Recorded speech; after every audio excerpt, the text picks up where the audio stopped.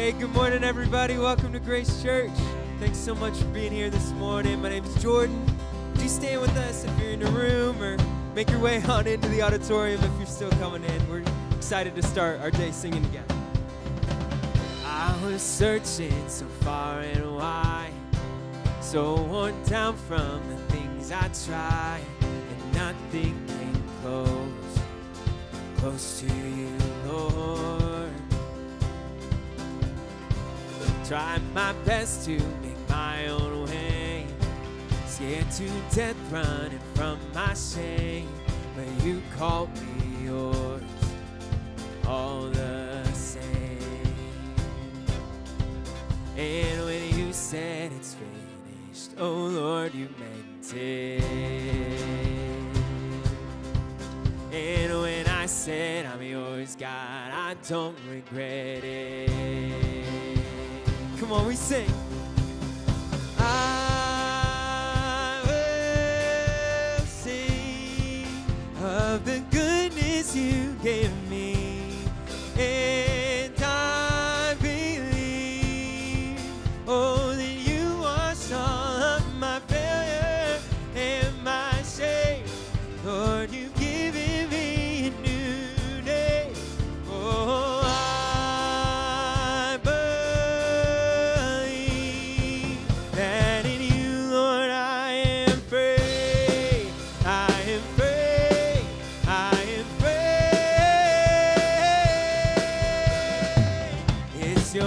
that has no end. It's your love for the foe and friend. So Lord, make my heart beat sound just like yours. Oh, every battle and every storm, give me faith in and trust you, Lord, 'cause I know the victory, and it's all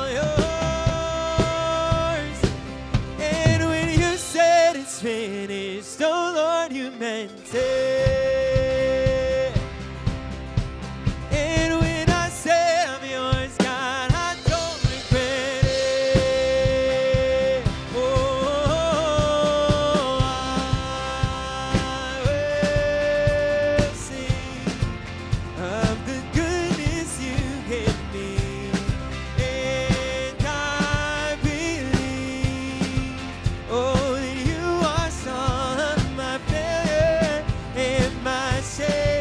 Lord, you've given me a new day. Oh, I believe that in you, Lord, I am free. I am free. I am free. Oh, oh, oh, oh,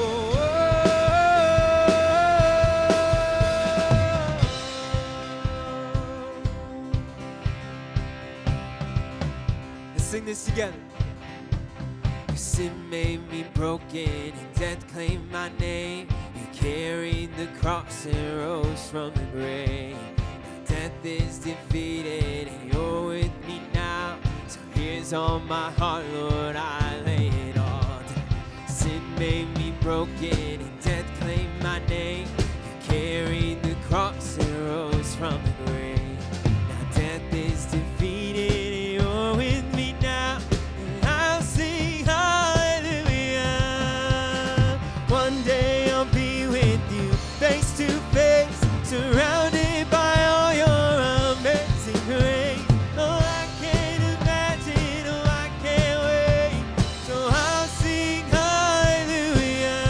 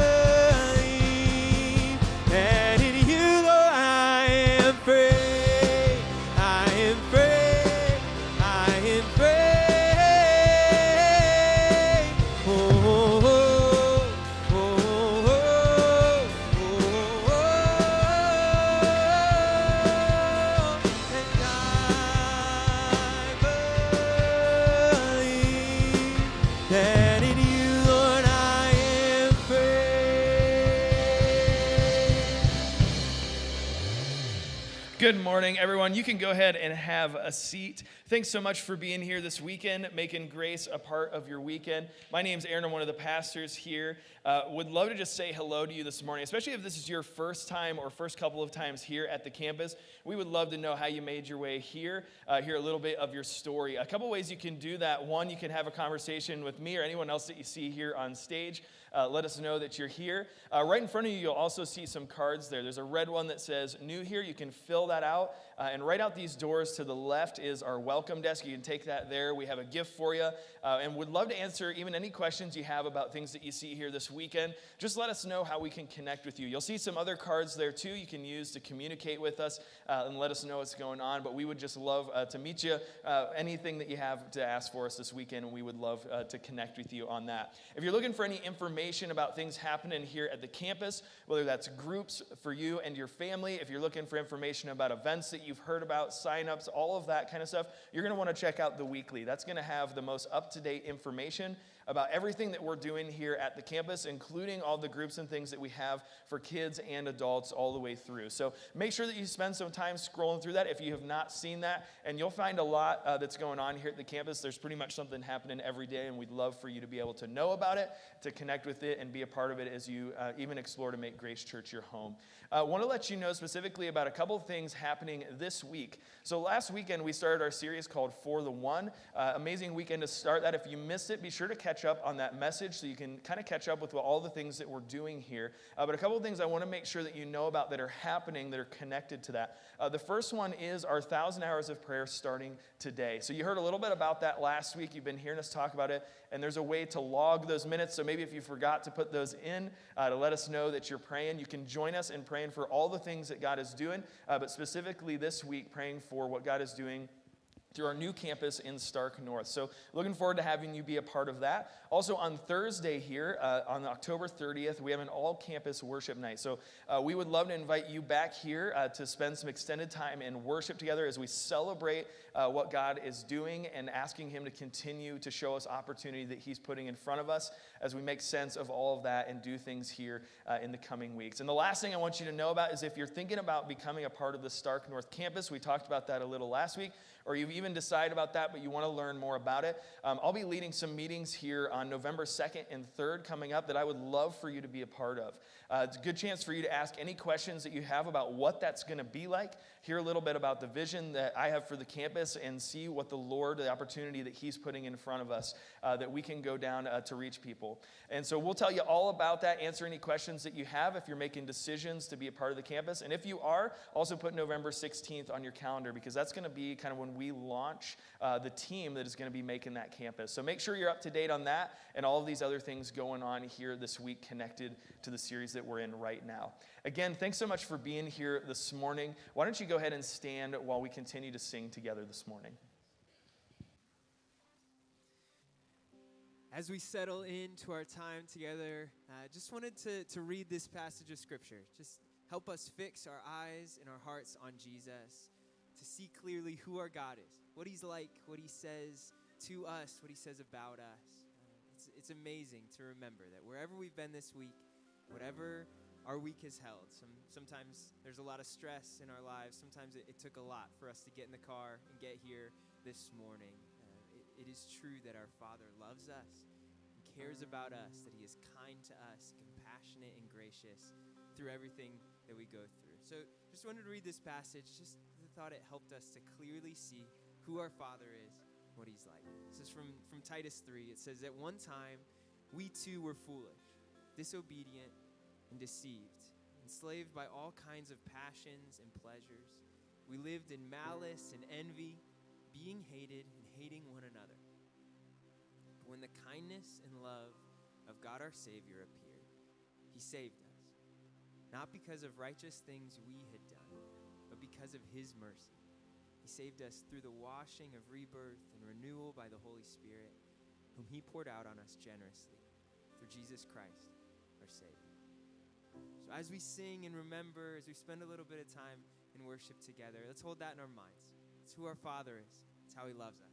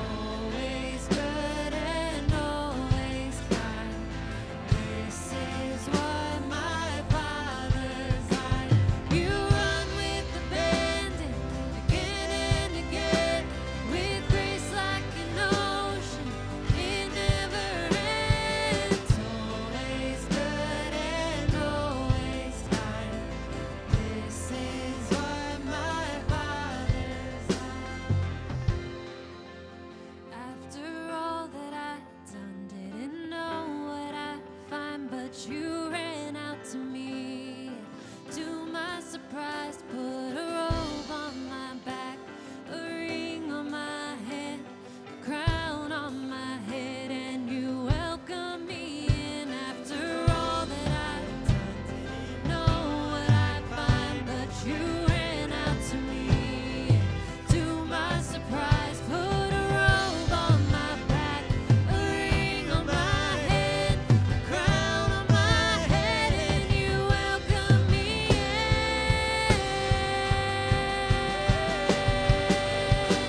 With love's arms around me, I'm finally home.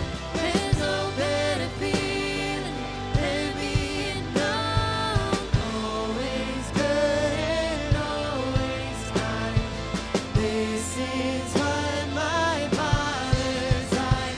You run with the band and again and again, with grace like an ocean, it never ends. Always good and always kind. This is what my Father's like. Always good and always kind. This is what my Father's like.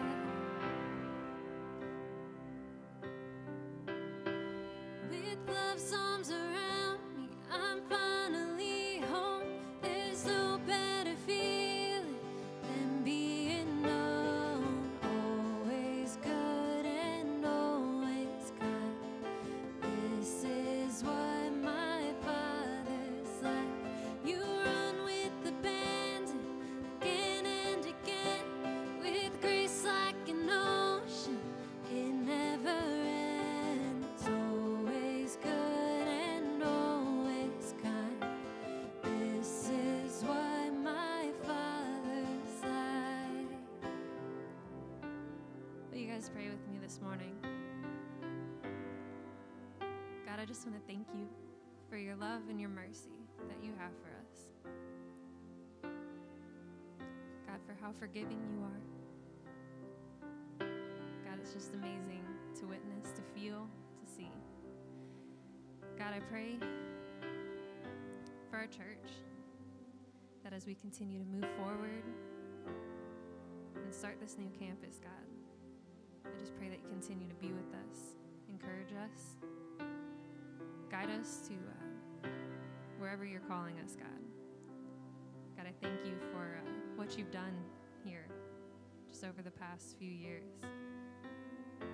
It's amazing to see the faces that you've brought in here, the hearts that you've called to you, just all the new believers here, people returning to know you, God. I love to see it, and it is such a blessing that we get to witness this. God, I just pray that you continue to be with us. You continue to guide us. God, we love you, and we thank you. Amen. You guys may be seated.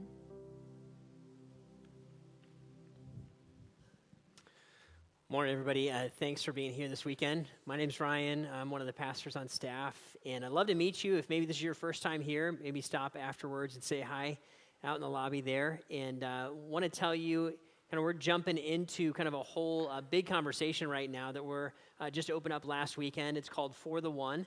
And every few years here at Grace, what we do is we look at kind of the next, what we call chapter of vision. So it's like, this is where we think God is leading us over the next few years and what we think it's going to kind of take to get there and the why behind it. And so we started that last weekend. And so if you're just jumping in with us, you can catch up online if you want to catch last weekend's message. And then just want to give you a little bit of a heads up, especially if you're just kind of visiting over these few weeks. This section, kind of this series and this focus is a little bit different than how we would normally approach our time here on the weekend because it's that very much that we're looking at kind of the guts of what it's going to take to move forward, and we're kind of having a family conversation about it, right? So just know that. In some ways, that's really, really good if you're brand new, because you're really going to see, hey, this is what drives this church, this is what we're all about, and this is really where we're going. So you're going to get kind of a front row seat to really check that out and understand where that's all headed, and just know that it's going to feel a little bit different after this series is wrapped up. So last weekend what we did is we said, hey, grab grab one of these on your way out. This thing is loaded with info. And so if you missed one of these and didn't get to grab it, stop real quick, grab one, and you can glance through it and make sure you're kind of up to speed. We're going to talk through a good chunk of what's in this book. And then also want to let you know that we got these little magnets for you that can help you remember to pray. Right, a big portion of what's in this series, this 4-weekend series, is we are jumping into a goal of praying for 1,000 hours as a church. And so we started that last weekend. A bunch of you have let us know that you're doing that, which is awesome. If you're just jumping in and you're like, how do I be a part of it? We're going to walk you through some of that as well today. And I want to continue to build on that momentum and even increase it. Last weekend, if you missed it, we talked about what we're going to do here with our new campus that we're going to be launching in kind of the southern part of Hartville. We're calling it Stark North. And so you can, again, catch that online and hear about multiplication and kind of what it's going to take for our campus to move into that together. In this big effort that we're talking about, the big goal that we're praying for as a campus and as a church is that 350 families or individuals would be in on this together. Right, in some form or fashion, that you would jump in and say, hey, I can serve or give, or I'll go to the new campus, or I'll help fill in for the people who are going to the new work. And so if you're an individual and you're like, I'm here by myself, you count as one of those 350. If you're here and you have a family of 4 or 5, you would count as one as you kind of jump into that commitment as well. But we're looking at, God, would you raise up 350 families that would jump into this vision with us and help us to move forward. What we said last week, and I'll kind of redraw some of this picture for you, is what we said what drives us as a campus in so many ways is when we think about being a church in our community, we exist to go out and reach the one, right? And we say we are for the one, that Jesus would leave the 99 and he would go after the one who has gotten separated kind of from the rest. And so we want to be a people like Jesus who would go reach the one. And as we're going to look at even today, a lot of you here, even in this room, are people that were found here. Because this church is here, you found your way back to God, and you kind of would look and say, man, I'm the one. Or maybe it didn't happen here, but it happened another place in your life, and you would look back and say, yeah, I was the one. And now what we want to do is look and say, God reached me, and now what I want to do is be used by God to go reach the next one, right? How can God use my life and my story and my efforts, my time, energy, even my financial resources to be used by God to reach the one here? And so that's what drives us, and that's what's driving this conversation. And today what I want to do is really take a good hard look at what does that mean? How do we do that when it comes to reaching our community, right? To reach the community that we're in here, and what does that all mean? And I want to look at a verse in a passage of Scripture where we really get to see Jesus and his heart on display. One of the things I'm so thankful for is that Jesus put skin on and came and lived here, right? Like it's hard to just kind of imagine what's God like. How would he respond or react to a situation? But when we stop and we can look at Jesus, we can see that's what God is like, because you can see God's heart on display and how Jesus responds, how he reacts, how he sees things. And here's what Matthew's going to say in Matthew chapter 9.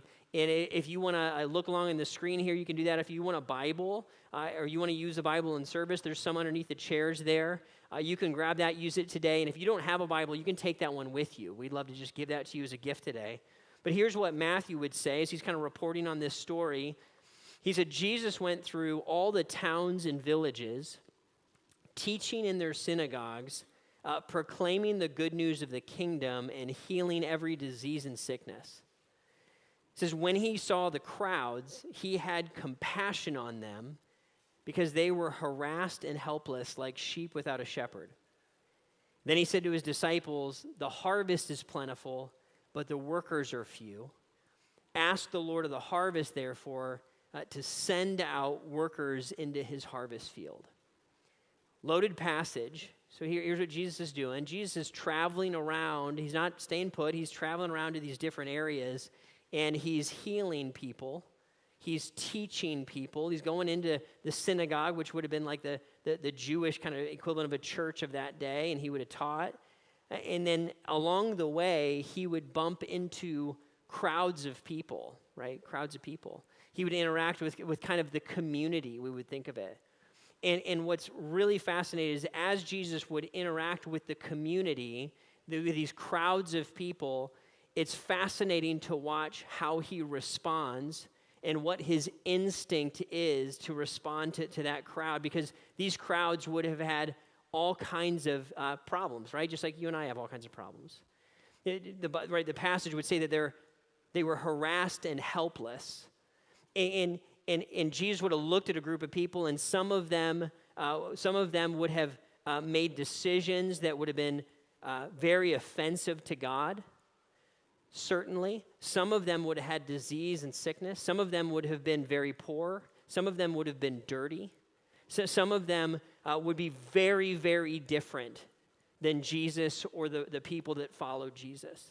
They would have had they would have made different decisions about how they lived and how they approached things. And if anybody ever had the right to look at a crowd and condemn that crowd, it was Jesus. If anybody ever had like the moral authority, because Jesus is perfect and never sinned, to look at a group of people and look down on them, it would have been Jesus. Jesus had all the right in the world to do that, and I'm not even sure it would have been wrong. It would have been accurate. He is morally above us and morally above them. What's fascinating to me is that God doesn't strike them with lightning. He doesn't look down on them. He doesn't condemn them. He looks at this group of people, and what Matthew tells us is he looks at them and he has compassion on them. He has compassion on them. His heart breaks for them. And when he looks out and he sees them, what he sees is that this group of people, they have been harassed and helpless, like sheep without a shepherd. That they have been lied to, and they have been used, and they have been failed, and they have been abandoned, and they have been discarded, and they have been ridiculed, and they're beat up, they're harassed and helpless, like sheep without a shepherd. When Jesus looks into the community, if Jesus were to show up in our community today and look at the crowd, so to say, look around at our community at large, what he would see is, I believe that he would see something very similar. He would see that there are lies that have shown up in our culture that have been believed, and those lies have created enormous amounts of pain. People have been told, we have been told, that if you go down that road, life is down there. And we went down that road and we didn't find life, we found pain. And we've been told that our identity is that, and it's not that, it's something different. And we were told if you get this, then you're going to really find, and we've been used and abused and hurt and abandoned. And Jesus, if he saw a group of people today, he would see them with compassion, not judgment. And this is going to be true even for people who look and say, well, they look different than me, and they make decisions different than me, and they don't make sense to me, and they maybe think things politically different than me. He wouldn't look and say, you know, what we should do is take some of those people and get them on an island, get rid of them, blow them up, nuke it. He would look and say, my heart is shattered because that person has been lied to.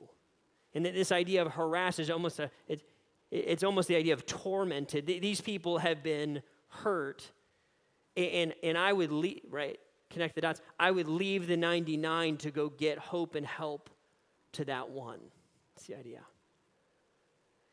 This heartbeat and this mindset and this view of people that sees souls, not just behavior, not just mindset, not just the exterior. He sees beyond that, and he sees the heart, and his heart is going to be shattered.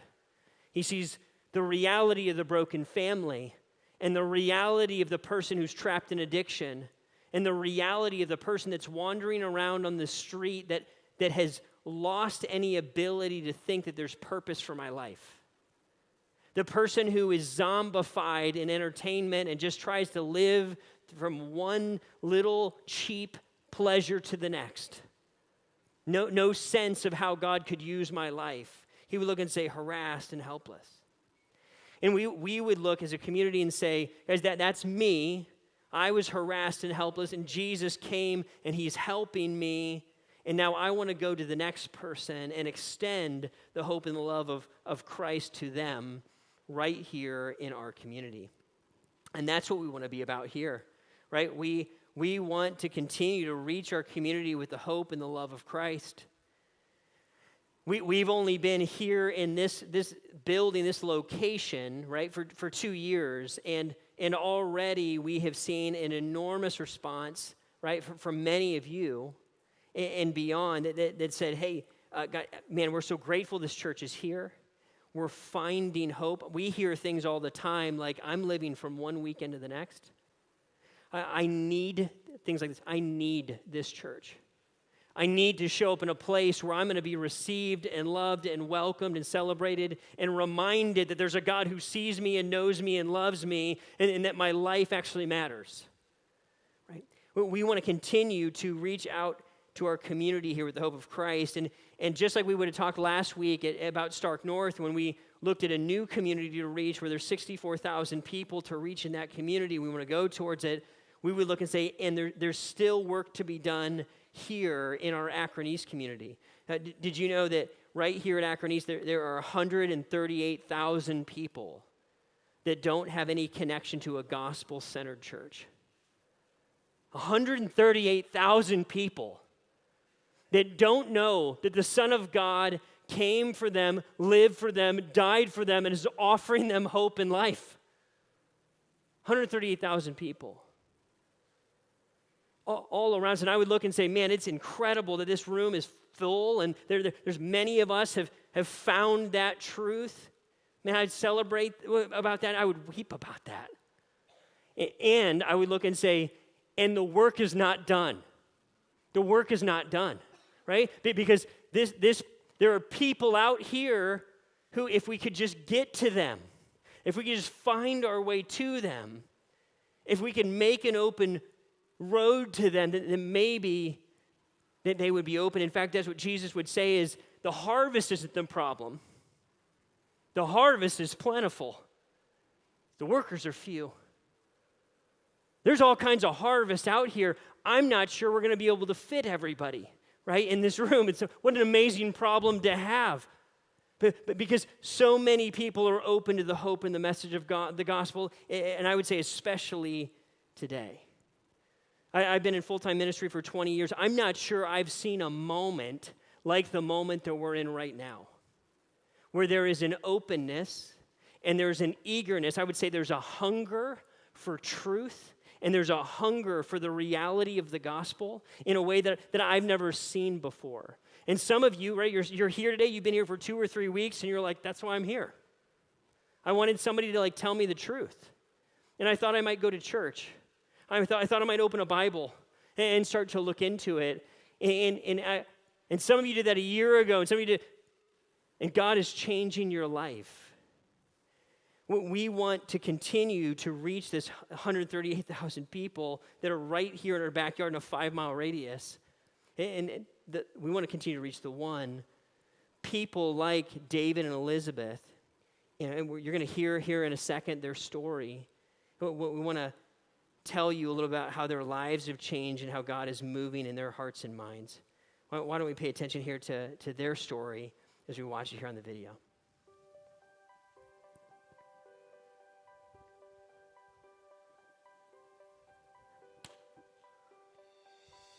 So actually it started with summer camp 2 summers ago, not this past summer, the summer before. And the kids came to summer camp and they loved it. And that's kind of like, okay, well, we can try the church out since they feel comfortable. Because that was always our biggest thing, like making our kids feel comfortable in where we went. And Jimmy and Robin over the last year have been part of our story and bringing us back to church and to know God and learn and grow. She invited us. She's like, I don't want to put any pressure on you, but I want you guys to know God, and just something she felt heavily about. And then we just started coming to church. And I known Jesus a long time, and from 10 to 14, I was a very active follower and involved with the church. And we met. And not that he pulled me away, but just times different. I never came up in a church. I was never going to church on Sundays and all that. And then the Purdue family and Elizabeth, she kind of, they pushed me into this men's retreat. I had no clue what was going to go on, and it was eye-opening, and found a way to learn who my Lord and Savior was. I'd say that kick-started him the most, more than coming to church and Bible study. I think that men's retreat really gave him that boost in the right direction.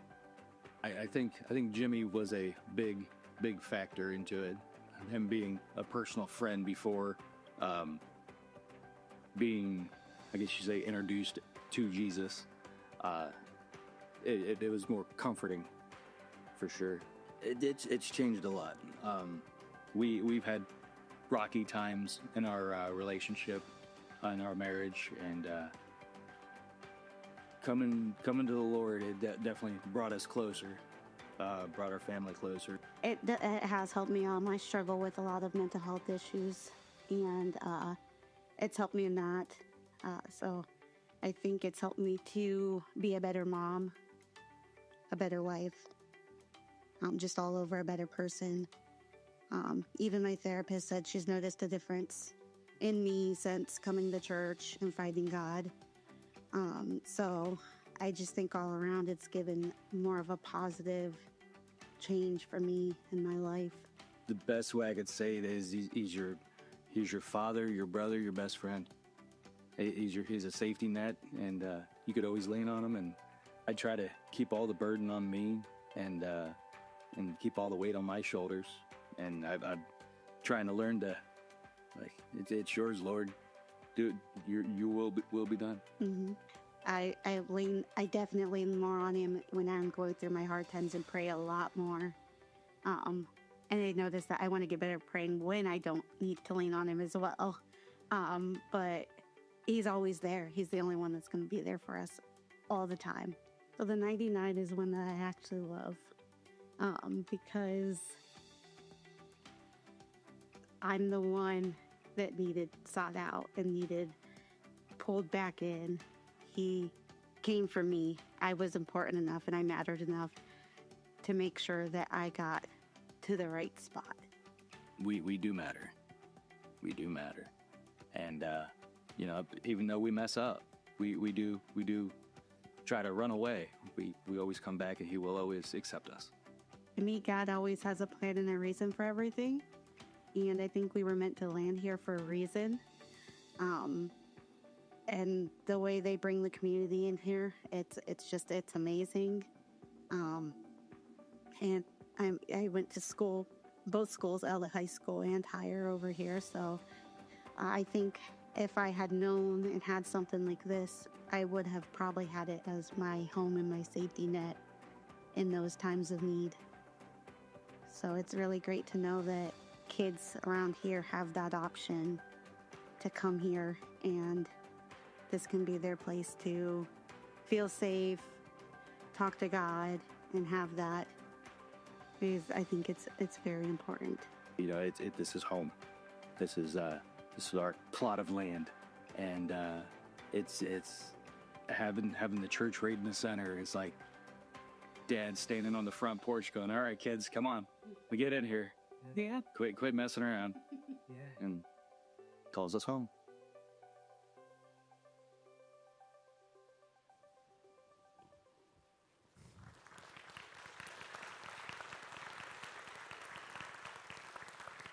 Isn't that awesome? Because I would love to hear, and I would love to know the stories that are just embedded, like David and Elizabeth's story here in this room. And I would love to know what the Jimmy and Robin story of just being workers, being friends, taking the gospel to people they love because Jesus changed their life, and now they want to help their friends find the one that changed them. Simple, powerful. And guys, that's what we want to be all about here, is we know that we've only been here in this space, like I said, about 2 years. It'll be 2 years at Christmas, not even 2 years in this building. And, we've got a little bit of space left, not a ton. And we know that we want to continue to be able to extend the invitation to the David and the Elizabeths of our lives and create space for them, right? This is where the passion, the mindset, and the heart of God gets really, really practical. Is you're like, we live in Northeast Ohio, so it's nice to have a place to gather where there's not snow, right? It's important. And as simple as it is, we can do some things on purpose to make some space. There's a group of people that made some decisions so that we could be at this campus and in this place today, right? From our Bath campus. That's how we landed here. And I remember when we didn't have a building. We were at a high school. This campus started at a high school. And I remember praying, like I said, for a place. And I remember looking at land. And we looked at plots of land down on 224 and not too far from here. And, man, it was expensive. And I started asking questions like, hey, what would it take if we wanted to go build a building? I mean, it just sounds practical, right? Go build a building, put it on a piece of land. That's what churches do, right? And I got astronomical numbers of how much it would cost to go do that. Not that would have been a bad thing to do at all, but I thought, wow, that's an insane thing. We went through, of course, COVID, and we had no place to land. God worked in a powerful way, and long story short, we ended up here. And when the group here joined us and gifted us with this building, I remember asking some construction guys, I said, guys, if we were to recreate all this building out of a field, relay the parking lot and the foundation and this whole thing that we have here, roughly how much do you think that would cost? And here's what I got. These guys would say at least $15 million. And they would say, they almost all said the same thing. I'm like, do you guys go to the same school? They would all go, easy. $15 million, easy. Right? I don't even know, that's a lot of money. I don't even know how we would have done that, right? So I just want you to recognize the fact that because we have this space, because we have a place to land, because we didn't have to pay for this was gifted to us. You should just kind of recognize this. We have a $15 million head start. Because somebody else, God's people from generations before, they raised the money, and they did the work, and they kept this thing afloat, and it showed up in our leg of the race. Is it making sense? Huge. We don't have to do that part. And right, if you came since we've been at this building, there's a group of people that you're sitting next to, and some of those people gave money to renovate this space so that we could enjoy it. It could be brought up to speed a little bit, right? So here's where we are today, is we would look and say, I would look and say, I'm not interested at all in adding on a brand new auditorium or something in the front yard for $7 or $8 million. I'm like, we have a building. It's awesome. Well, what we need to do, though, is we need to utilize it. And there are parts of this building that we didn't open up yet because we didn't need it, and we're going to need it soon, right? Lord willing, because here's what you folks are doing, is you folks are bringing friends, and those friends are bringing friends, and it's the David and Elizabeths of the world, and that's what we want to do more and more. So here's some easy options that we have. What we want to do is we want to use some of the spaces that we're not using that are very simple to use, and here's one of them, maybe a surprise to you. We want to open our balcony. Everybody take a minute and turn around real quick. Some of you, you're looking at that balcony, you're like, what? I had no idea that thing was back there, right? We actually have there's a whole balcony up there, And we can seat 80, we think about 80 people up there. And times 2 services, guys, that's 160 seats for the Dave and Elizabeths of the world, right? Easy. Now, what it would take financially to build a balcony would be like this. What it would take to renovate and open that and kind of turn it on will take this, right? It's in existence. We don't have to build it. We don't have to do anything, but it doesn't have any chairs, and it doesn't have any air conditioning. It doesn't have any lights, and it doesn't have any carpet, right? So we have to do, it needs some love, right? So we need to give it some love, turn the thing on, and make some space for some people to hear about the love of Jesus. Simple, right? Simple thing. This is where the heart and mind of Jesus shows up practically, right? It's a no-brainer. Here's another thing that we want to do. As we look at, and we say, we know that we are kind of reaching the one in some segments. There are some other segments, right, where we might be able to reach out and connect with the one in other areas. And maybe this group is a little bit, maybe these folks aren't necessarily always super open to coming to church. That wouldn't be their first instinct. By the way, that would have been my first instinct. I didn't go looking for a church. I had a friend come tell me about Jesus. God had to send somebody to me. And sometimes that's the case, is there's not always an openness. I wouldn't have gone to a church service as a first instinct. So sometimes what we have to do is we want to look and say, how do we jump into some creative ways that we can connect with our community, right?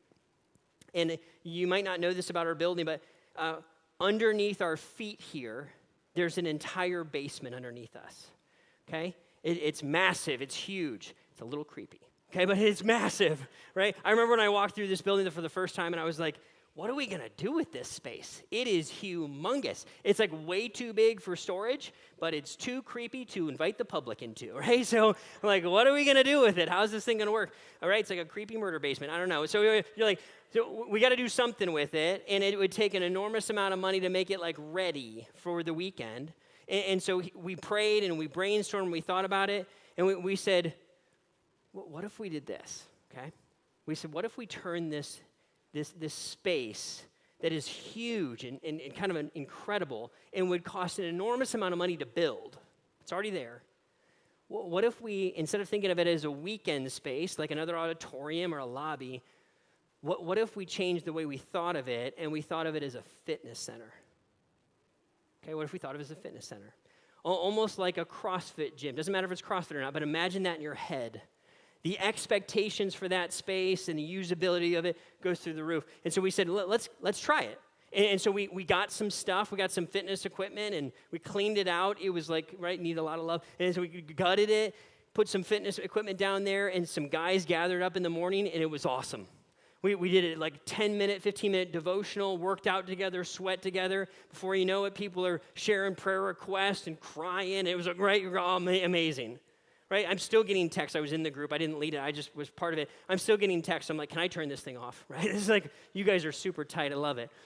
But what we saw happen is we know this is the case. There are people that may not jump in right away to sit in a church service, but they would be super open to going to a fitness group. They would go to a morning men's workout or a women's workout or jump in with some college students and do that. And they would go do that way before they would jump in here. And it's just a matter of reaching people kind of where they are, meeting them where they are, and helping them move towards Christ from there. Right? We want to look at, could we do something like this fitness center idea? And one of the things that we saw is we saw this play out at one of our other campuses. Right? One of the pastors' wives of one of our other campuses owns a fitness center, a gym, right? Like a CrossFit gym. And what she did is she said, hey, I'm going to offer a free workout on Sunday morning. And if people come to that workout, they can come for free if you'll stay and you'll watch the sermon live streamed into the gym after. So come do the workout and then sit there sweaty, right? And have your cup of coffee and watch that live stream sermon. Well, they tried, this is all kind of before COVID, right? Maybe 8-10 years ago. And people started to come to know Jesus, and people started to get baptized, and the thing started to grow. And they ran into two problems with it, okay? Here's the two problems. One is they're like, we have no plan for kids, right? Because it's not a church. It's a CrossFit gym, right? So people were like, what do I do with my kids? Do they get church? Like, how's this? Right? They had no plan for kids. And here's the other thing that they ran into is it was about 10 minutes from the campus, because this is a gym off-site, and they had a hard time connecting people back into the life of the church and helping them kind of belong to it. So we asked this question, what if you could kind of what if you could pick up that space and put it on our property? Right? If you thought, what if we could take that gym fitness center space and you could put it inside of our building? We'd have a plan for kids. We've got the whole Power Kids wing. Just opened up the basement, right? Kind of the under wing, by the way, right? And the HQ, that's going to be incredible if you haven't seen it, right? So that's all firing. And then people are going to be connected because they're already here, right? It's easy. So could we use this during the week to invite people to small fitness groups, right? And then one day, could we open that up? Maybe it's on Sunday morning, maybe it's another day of the week, where we literally live stream a service and could almost have a version of what these guys experienced here before, right? Could God use that to reach other people in creative ways, and we find our way to the one? Right? A different group of people, maybe that we haven't connected with at all. I started saying this in like rooms, like small rooms, of just kind of getting this out in front of people. And I started watching something happen, right? We did this with a pilot group where I did our workout thing. And we got a couple that were so excited about it. They were like, we'll pay to get trained in fitness so we can do this all the time. We love it. And I was like, settle down, right? That's awesome. Super fired up. And then I started talking to people about this idea. And we got some fitness people so fired up that they were like gyrating in their seats, right? And I was like, wow, you like this idea. This is a good one. Okay, right? And I know not everybody, some of you are like, I hate fitness. I'm like, cool, we got other stuff for you to do, right? But some people love it, right? And can we use something as simple as fitness, where you maybe kind of got to do it anyway? Can we use a version of that venue to reach people and connect with people for Christ? Can we, instead of building something new, can we redeem what we already have? The cost to open this is this. The cost to build it would be this. No brainer in my mind. To invest a little bit and see that, I bet you that place will turn into one of the most used sections of our building because it can kind of be used 7 days a week, right? Can we open up new space? Can we open up new creative ways to connect with our community? And then here's the next one. We want to extend compassion and kindness of Christ to our community. Well, we know that in our community there are less mobile people who are less mobile. There are widows. There are elderly couples. There are single moms that need simple help, practical help with their homes. We're talking simple repairs to steps or to outdoor stuff, right? Raking leaves, you name it. We did some of this a year or so ago, and I remember this lady who's real close. She's right down the street here, right around the corner, and I remember her standing on her porch, watching 3 or 4 people that she'd never met before, giving their time away. And I watched it kind of register in her mind. These people have nothing to gain from me, right? We're not asking for an offering or come on, right? We are doing this out of the love for Jesus, and she starts weeping. She starts weeping because she's got nobody close to her to help her. There's no family to lean on. There's no help to grab, nobody to call. So is it possible that a God who sees her and knows her and loves her got his people to her? And she would have received it that way. This isn't just some nice people doing good. This is God himself loving me. and showing himself to me. We talked about this briefly last year. This is a goal we want to double down on. We want to look at and ask the question, could we impact 100 homes right here in a 5-mile radius through what we call go and do, right? We go do simple, practical acts of service in people's homes, again, kind of that group, single moms, elderly, less mobile, widows, right? That kind of area. And the Bible's going to have a lot to say about this. Look what Paul says in Titus. He says, this is a trustworthy saying. And he says, I want you to stress these things so that those who have trusted in God may be careful to devote themselves to doing what is good. These things are excellent and profitable for everyone. He says, listen, those of you who have received the love of God, you're a follower of Jesus. Those of you who received the love of God, get about doing good. I'm not just to take the love and the good that God has done for me and hoard it or sit on it. I want to extend it. I want to take what has been given to me and give it to others. Not to earn anything, right? We're not earning God's favor. We're taking the favor that was gifted to us and we're extending it to the people around us. Simple. It says devote themselves to doing what is good. Here's another one from James 1. James says this, religion that God our Father accepts as pure and faultless is this, to look after orphans and widows in their distress and to keep oneself from being polluted by the world. James is going to say, he's going to use that word religion, don't get hung up on this. He's saying that the stuff to do that is good, that God looks at and gives a thumbs up to, is taking care of those who are in need. Widows, orphans. I think he would extend that to elderly, those who are going to have trouble meeting their needs on their own. God would look at that and say, that's the kind of act of service and good that I'm looking for. Give yourself to that, right? So can we be used by God in that way? When someone receives that kind of love and support, it changes them. It marks them. When I saw that widow weeping, what I recognized is I thought there's no way she doesn't walk away from that interaction and think, I have more hope. Maybe the world's not as dark as it appears on the news. Maybe God hasn't abandoned us. Maybe he's still at work, right? Maybe there's hope for the future and for my future. Maybe there's a God who loves me and hasn't given up on me. Because this is what we're looking at, right? He sees the crowds. Jesus would look at them and see them with compassion. Sheep without a shepherd, just like me.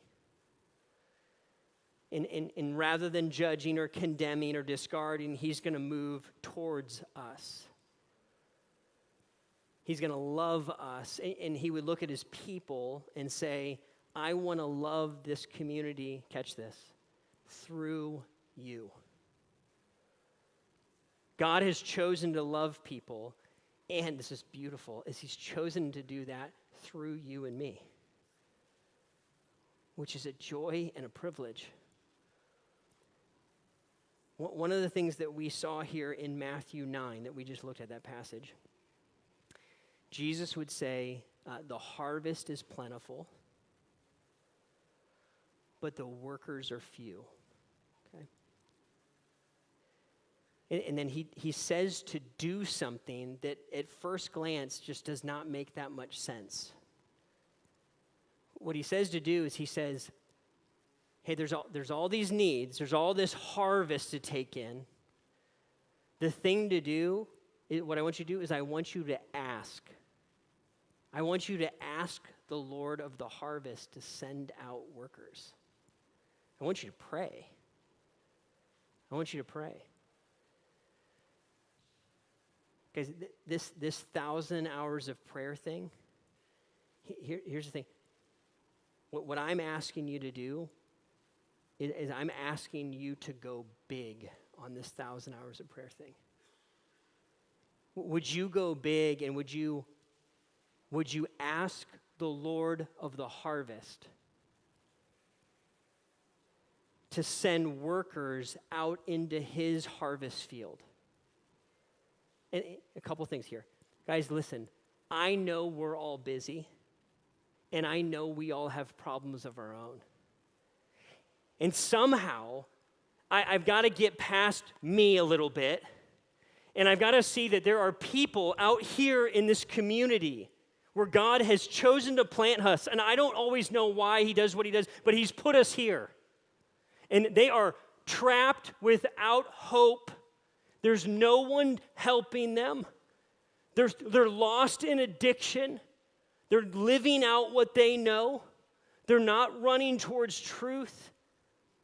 They're harassed and helpless like sheep without a shepherd. And here's the reality. God will look and say, and what you should do is you should go to God and you should ask him to raise up workers to be sent out.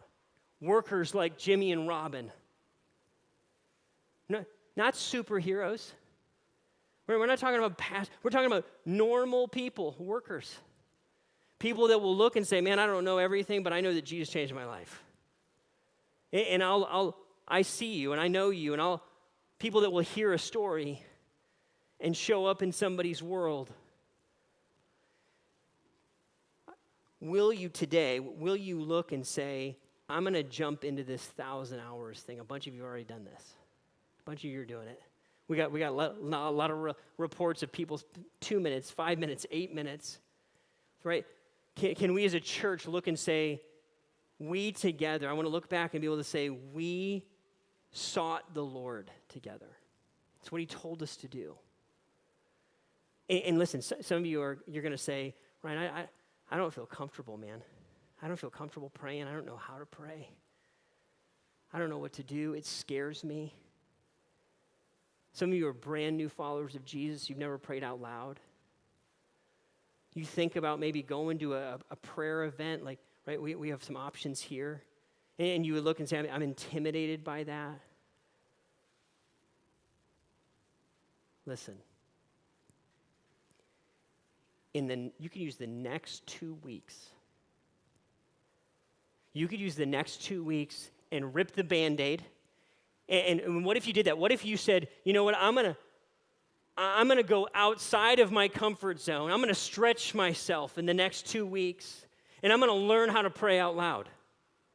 And I'm gonna learn how to pray in a group of people. Freaks me out. I'm scared of it.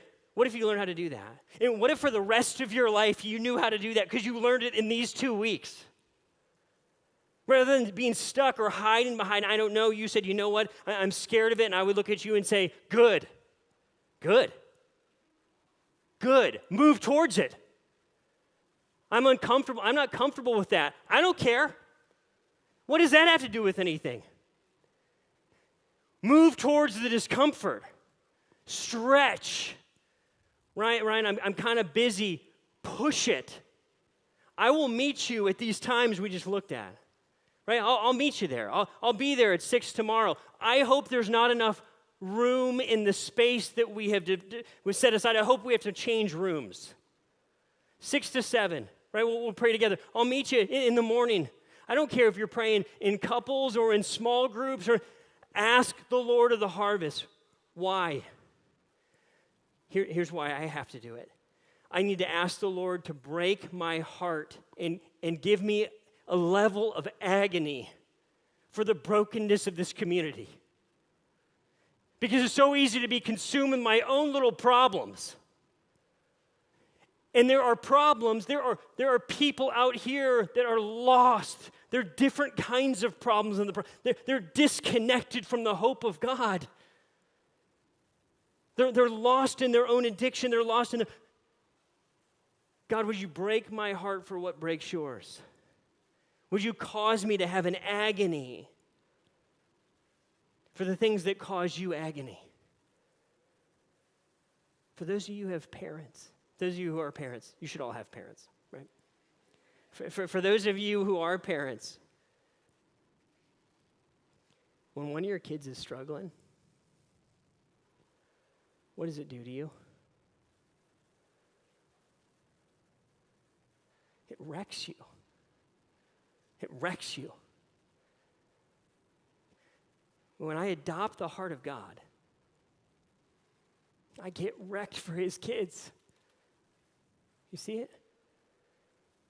The way you feel about your kids when they're struggling, when they feel lost, when you feel like you're losing a grip on them. That's how God the Father feels about the person who is off, spun out into no man's land, wrecking themselves and others. His heart breaks. And I need to seek the Lord of the harvest because I need that heart put back in me. And you know what's fascinating in Matthew 9, Jesus says this to his disciples. He says, go, ask the Lord of the harvest to raise up workers, send them out in the harvest field. 5 verses later, Jesus is sending his disciples out in the harvest field. They became the answer to their own prayer. Here's what I'm asking you. Would you be willing to be the answer to your own prayer? Would you be willing to be a worker? Would you seek the Lord of the harvest? And would you look and say, God, you can use my life. Would you send me? Would you send me to Stark North? Would you send me to Akron East? God, you can use me here, or your own little pocket of people that God can use your gifts in and through. Might have nothing to do with anything that we're doing in an organized way. But in your world, you're a worker for the kingdom.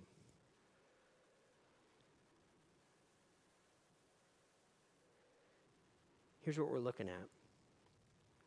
Let us know on this slide, 2 minutes, 5 minutes, an hour, pray, seek. We want to go after it together. There's already been more than 100 hours prayed. This week, we've got a worship night. We'll pray and worship together. Would you come to that? Pack this room. Would you look at these interest meetings if you're thinking about Stark North? Would you take the time and the energy, the attention to say, in these few weeks, God, you can have my attention. I'm going to pray like I've never prayed before. And then next weekend, I'm going to tell you how, okay? Some of you are like, Ryan, I just want to do stuff. I get it. Some of you are doers and you're freaking out, okay? We're going to tell you what to do next week. This week, would you pray? This week, would you pray? And would you pray, here's the takeaway, would you pray like you've never prayed before? That you walk away next week and you come back and like, I didn't even know that was possible. My heart is different because I went big after seeking the Lord of the harvest. Would you bow your heads, close your eyes with me? The band will lead us here together.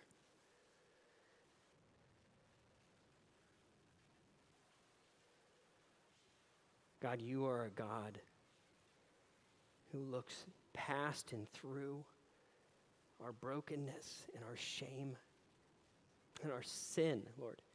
You paid for it. And you were willing to choose to see our souls with compassion. And Jesus, you were willing to come and make the only way that would ever be possible for us to be made right with you. To make our way back to the Father. You paid with your own body and your own blood for my sin, for our sin, to reach the one. God, I pray that you yourself would change us this week. This week, Lord. As we seek after, your word says that if we draw near to you, you will draw near to us. God, would you make that true in our experience and our time with you? Give us courage to move past what's uncomfortable, past what's natural, and to seek you, Lord, with abandon. Would you speak to us in those moments? Would you change us? And would you work in ways that are beyond anything that we could think, ask, or imagine? Would you start that even now? Meet us here, Lord, as we worship you.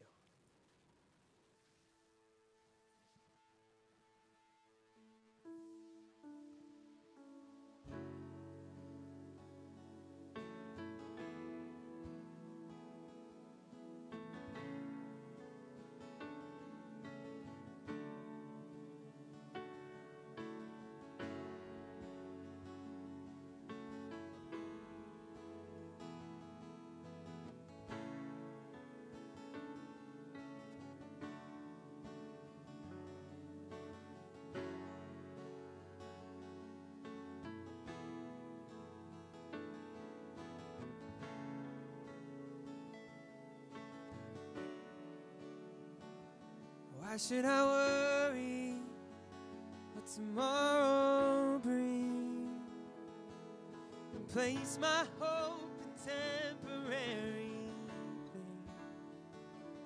For that I'm holding were to slip away. Still I'm held by one whose name will never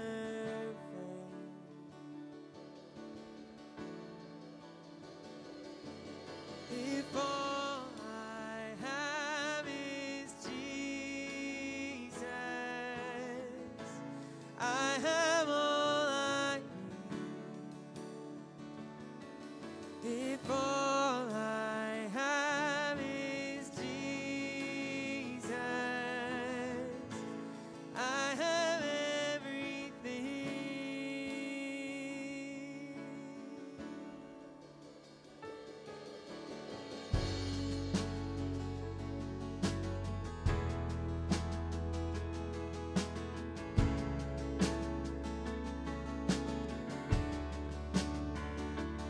Here in your presence, there's always peace that surpasses all I know and all I see.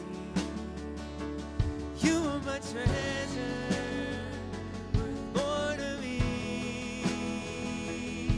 than the riches of this world could ever bring. If all I have is Jesus, I have all I need. If all I have is Jesus, I have everything.